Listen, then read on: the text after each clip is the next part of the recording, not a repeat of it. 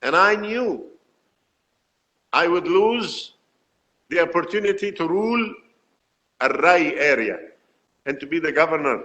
And my desire, myself, detest that. I don't like that. I dislike the fact that I will lose that opportunity. This is my passion. And if I follow the command of Ubaydullah ibn Ziyad, I will get what I desire, what I wish, what I like. But I know my akhirah will be lost and Jahannam will be waiting for me because I know who is Al-Imam Hussein alayhi salam. So he made that decision intentionally. And that brings to my mind al-ayah, Bismillah ar-Rahman ar-Rahim. أَفَرَأَيْتَ مَنِ اتَّخَذَ إِلَهَهُ هَوَاهُ وَأَضَلَّهُ اللَّهُ عَلَى عِلْمٍ. And in another place, وَخَتَمَ اللَّهُ, there is a khatam, there is a seal in the heart. Allah subhanahu wa ta'ala, there are certain people, when they go too far, and He has prior knowledge that they will not reform, they will not seek al-istighfar, they will not come back, they will not repent, they will not stop, they will not regret, they don't show any remorse, then Allah subhanahu wa ta'ala will put a seal in their heart. Al-iyadu billah, wal-iyadu billah. May Allah save us from this situation. So Amr ibn Sa'd made the decision, and al-ayah applies on him. أَفَرَأَيْتَ مَنِ اتَّخَذَ إِلَهَهُ هَوَاهُ وَأَضَلَّهُ اللَّهُ عَلَى عِلْمٍ. Yani Allah permitted that he would be misguided despite the fact that he knows that he is misguided. And he makes the wrong choice knowing that he's making the wrong choice. He leaves the line of at-taqwa knowing that he left it. He abandoned the straight path and turned his back on the believers and al-mu'mineen and wilayatullahi wa rasulihi wal a'imma intentionally. That's what Amr ibn Sa'd did. We were speaking yesterday about Al-Harr ibn Yazid al-Riyahi, that he moved from the page of humiliation, from the attitude of humiliating himself by being disobedience, into the attitude of dignifying and creating novelty in his attitude by making the transition to the obedience of Allah and Muhammad wa Ali Muhammad. Versus Amr ibn Sa'd was a man on the right track, and then he lost his foot intentionally and he went on the wrong track intentionally. And to make the proof and al-hujjah on Amr ibn Sa'd clearer, the next day in the battle, the next day, he came and Al-Imam Hussein alayhi salam and Amr ibn Sa'd had a conversation. They had a conversation man to man. And he said to him, you don't know who I am? Al-Imam Hussein alayhi salam said, don't you know that I am Al-Imam Hussein? Don't you know I am the grandson of Rasulullah sallallahu alayhi wa alayhi, the son of Fatima, the son of Ali? Don't you know my position with respect to al-ayah of the purification of tathir? Don't you know my position with respect to ayatul mubahala? Weren't you with my father in Siffin? Why you are doing this? He said, oh, my family, I'm afraid my family, I left my family behind. Yazid will take revenge on my family. And Imam Hussein told him, I will protect your family. He said, oh, but you know, I have a lot of money and a lot of property, he will take it. And Imam Hussein told him, I will compensate your loss. Whatever he takes from you, I will compensate, I'll pay you.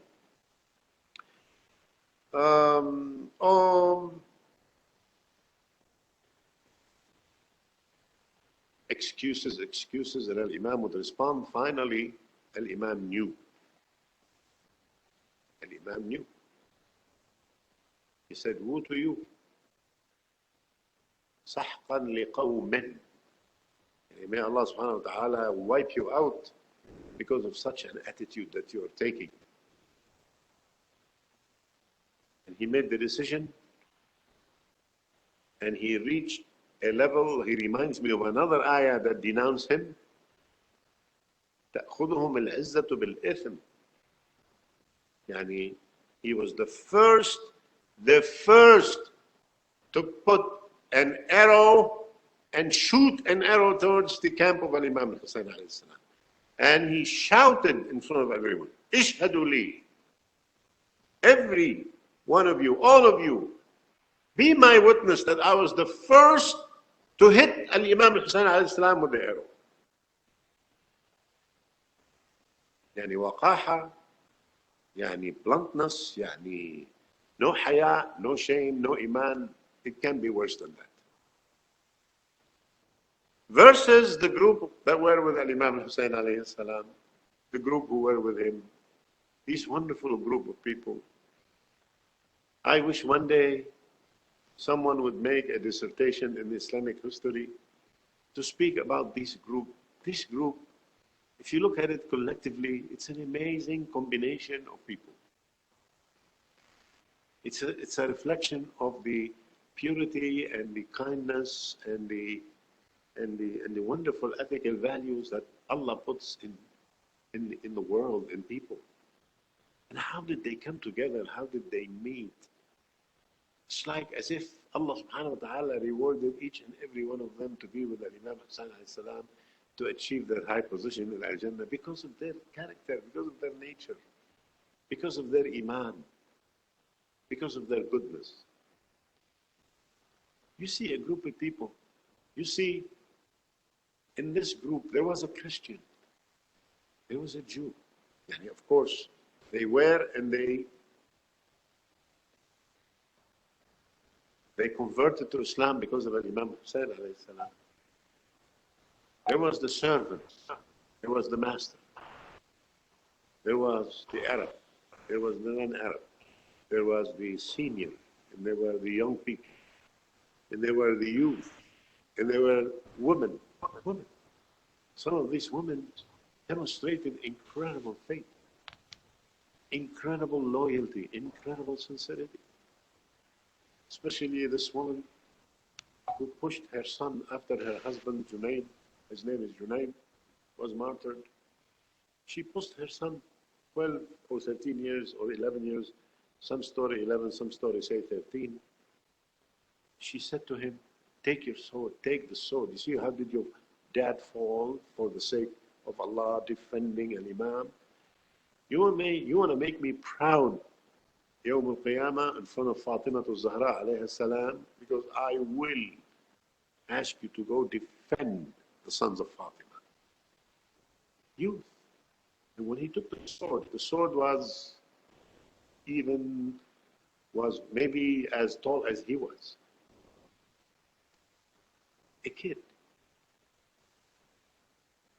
Amir ya Hussein wa ni'ma al-Amir. Beautiful kid. Recited the poetry. Make a choice. Beautiful, sincere, clear vision. That he's on the right track. You look at Ali al-Akbar on the way. And Imam Hussein alayhi salam was saying, La hawla wa la quwwata illa billah al-ali al-azim, inna lillahi wa inna ilayhi raji'un. And Ali al-Akbar looked at him and said, my father, why you are saying this, what's going on? Then Imam Hussein alayhi salam told him, we are going towards our death. And the response was, no panicking, no hesitation, no fear. He looked at him and he said to him, are we on the right track? Are we on al-haq? Are we just in our motion, in our rise? He said, yes. He said, it doesn't matter. Then, I don't care if I go to death or death comes to me. These are the attitudes that need to be remembered. These are the words that need to be remembered. I don't want you to fall into the trap because of the emotions and because of the tears that you listen to some of these claims that makes no sense in Karbala. They portray to you Al-Imam al-Hussein is begging them for some water, and they portray for you certain attitudes that has nothing to do with the dignity and the message of Al-Imam Hussein. Al-Imam Hussein for a moment never showed any weakness in front of his enemies. never showed any hesitation, never backed up, never faltered, was not shaken. Amazing bravery, amazing resolve, amazing attitude, clear vision, convinced on the right track. Even when he was alone, mounted his horse, took his sword, gave his instruction to his sister Zainab, alayhi salam. We'll get into that, we'll speak about it. We don't want to shoot out of the subject, but let's focus on the attitude. You look at John al-Mawla, slave that was set free. And then Imam Hassan alayhi salam told him, go. The issue is not your issue. The cause is not your cause. He refused to go. He said, you know, all my life I've been mistreated by racial inequality. People would always look down on my color and the way I look, regardless of my nature, regardless of my character. And I lived all my life suffering from discrimination. And now I make this journey and I meet you and I feel I found myself through you. And I've been respected and I've been treated nicely, kindly. Treated kindly, nicely, respected. I ate with you the same food that you eat, together sat with you. You respected me, you treated me, you elevated my soul, my spirit. You made me feel I'm a human again, with dignity. And you are one of the best creation of God, being a grandson of Rasulullah sallallahu alaihi wa alihi.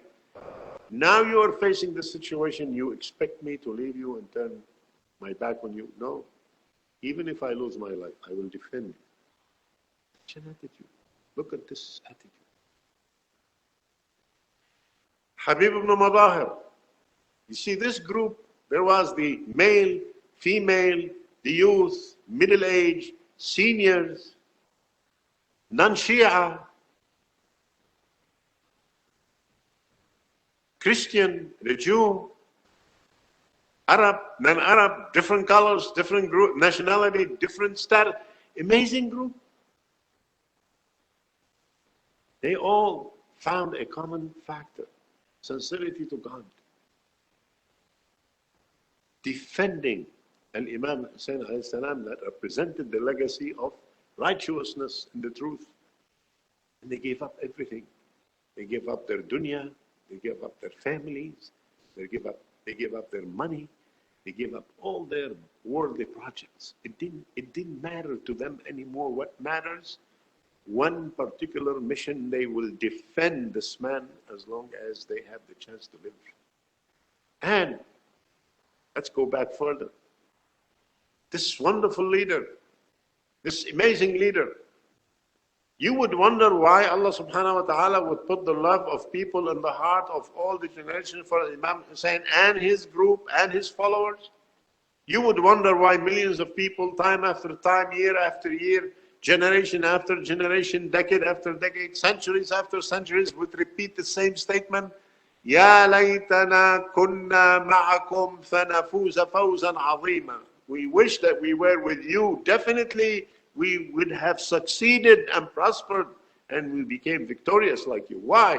Because their legacy became immortal in the mind of all the free people, in the mind of all human, in the mind of the humanity.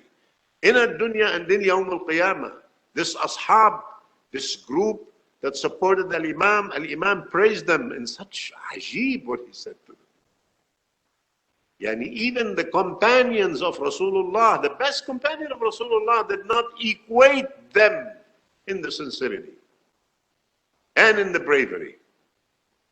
With due respect to all the mu'mineen everywhere, except Al-Imam Ali alayhi salam to Rasulullah sallallahu alayhi wa alihi.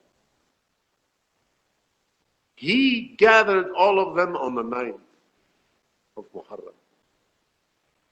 And he said to them, listen, may Allah bless you. Jazakumullah an imamukum khayra jazak. May Allah reward you for your good deeds. You have suffered inconveniences and now you're being surrounded. Listen, the people there, they want me. They don't want you. They want me. And I don't want you to die because of me. I will relieve you from your responsibility towards me. I will set you free. You don't have any obligation towards me as an imam. I am your imam telling you, you are free to go. Each one of you take another partner and disappear under the wing of night, under the wing of darkness. And tomorrow morning you will go back to your home, to your communities, to your families. I will face my own fate. They were crying. They felt offended. They felt strange. They felt the shock. And they said and they responded in such a fashion that Allah subhanahu wa ta'ala is pleased with them. And Al-Rasul sallallahu alayhi wa alayhi is pleased with them. And all Al-Anbiya is pleased with them. And Al-Imam Al-Hussein alayhi salam himself was pleased with them. And I don't want to go into the details, but I'll tell you brief examples about their attitude. Muslim bin Hawsasha, Habib bin Madahir, Zuhair ibn al-Qayn. Zuhair ibn al-Qayn was not even a Shi'i. He was not among the Shia of Imam Ali. Zuhair ibn al-Qayn was Uthmani, pro-Uthman.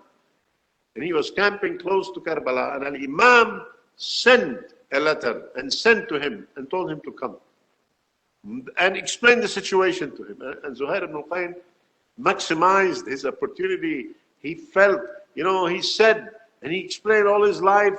When he was a companion with Rasulullah sallallahu alayhi wa alayhi. Zuhair was a companion of Rasulullah sallallahu alayhi wa alayhi. And when he was a companion with Rasulullah, he felt so frustrated because he was asking and praying God to achieve shahada for the sake of Islam, for the sake of martyrdom. He wants to be a martyr. And he witnessed some of these battles and he survived. He didn't die.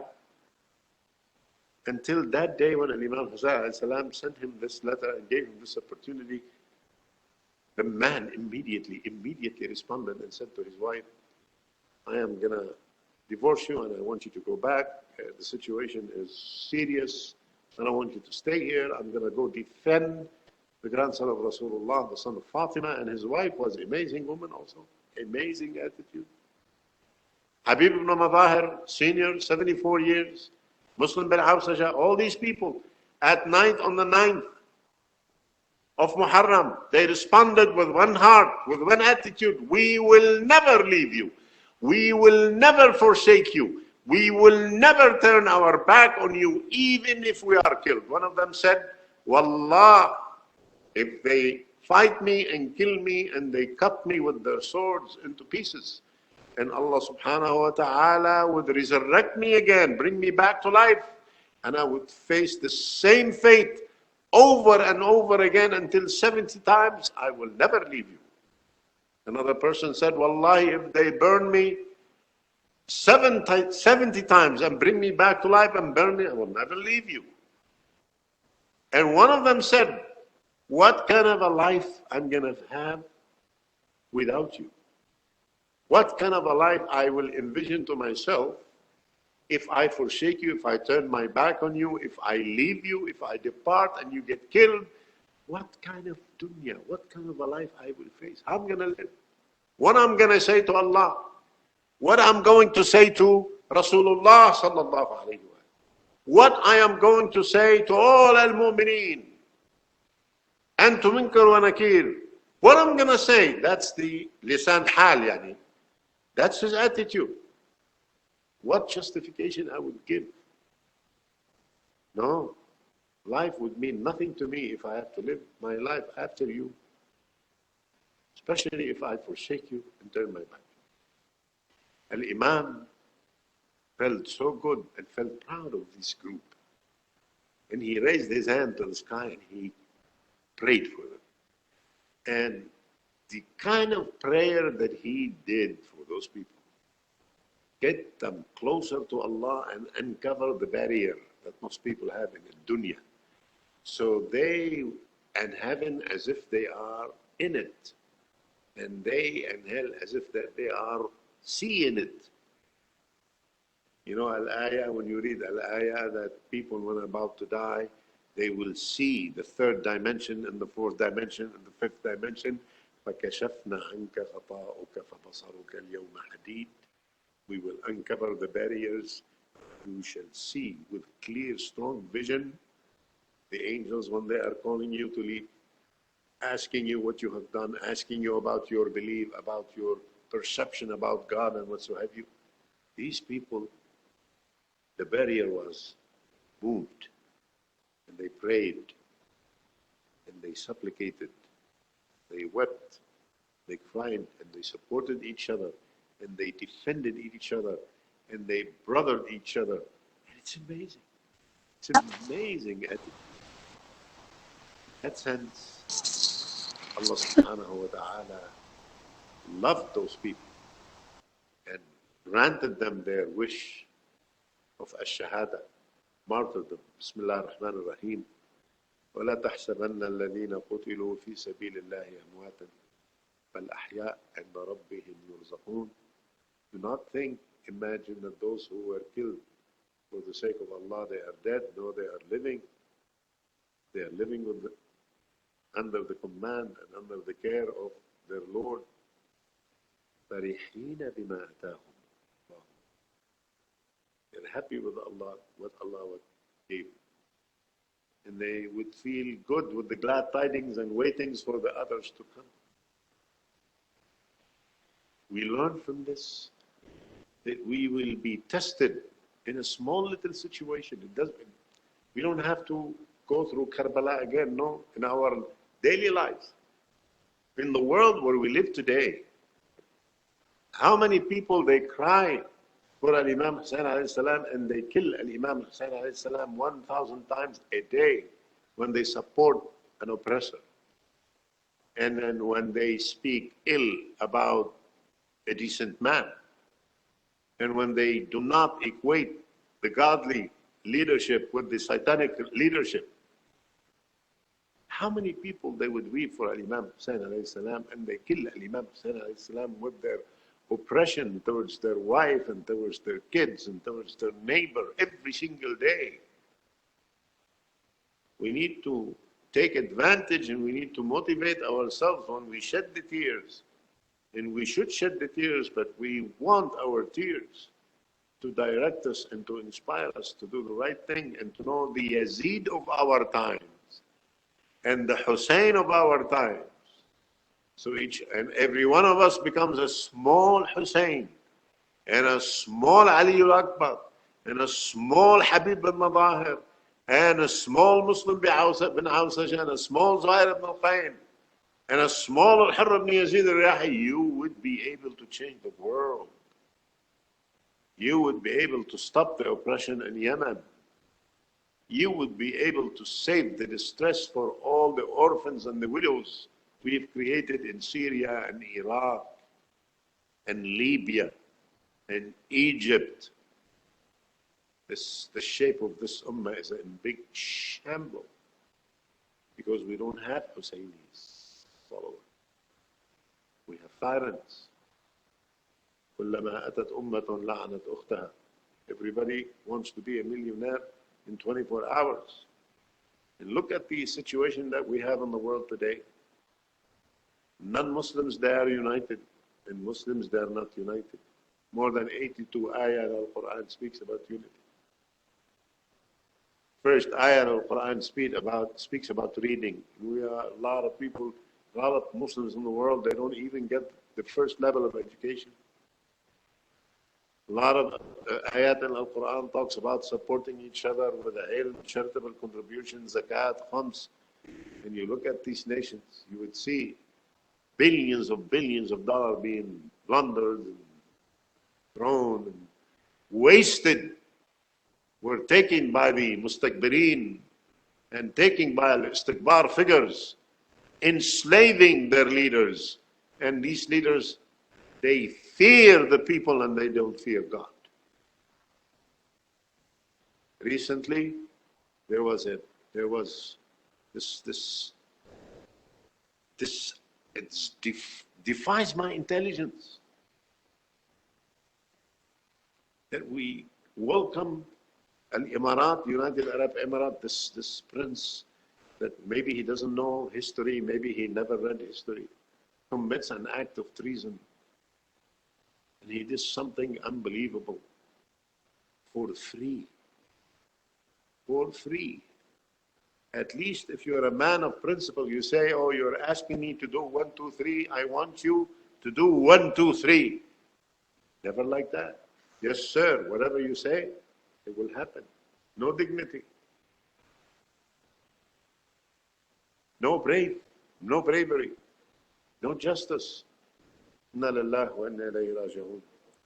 ولا حول ولا قوة إلا بالله العلي العظيم. اللهم صل على محمد وآل محمد. اللهم إني أسألك بدم الشهيد المظلوم في كربلاء أن تصلي على محمد وآل محمد، وأن لا تدع لنا في مقامنا هذا ذنبا إلا غفرته. Ya Allah, forgive our sinful acts and cure our sick ones and relieve the distress from those who are feeling the distress, and immune us against this pandemic that's changing the world,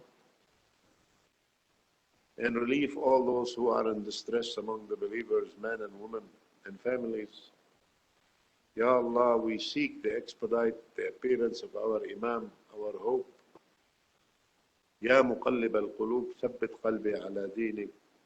Oh my Lord, you are the one who changes hearts. Make my heart fixed on the straight path. And for the love of you and Muhammad wa Ali Muhammad. Assalamu alaikum wa rahmatullahi wa barakatuh.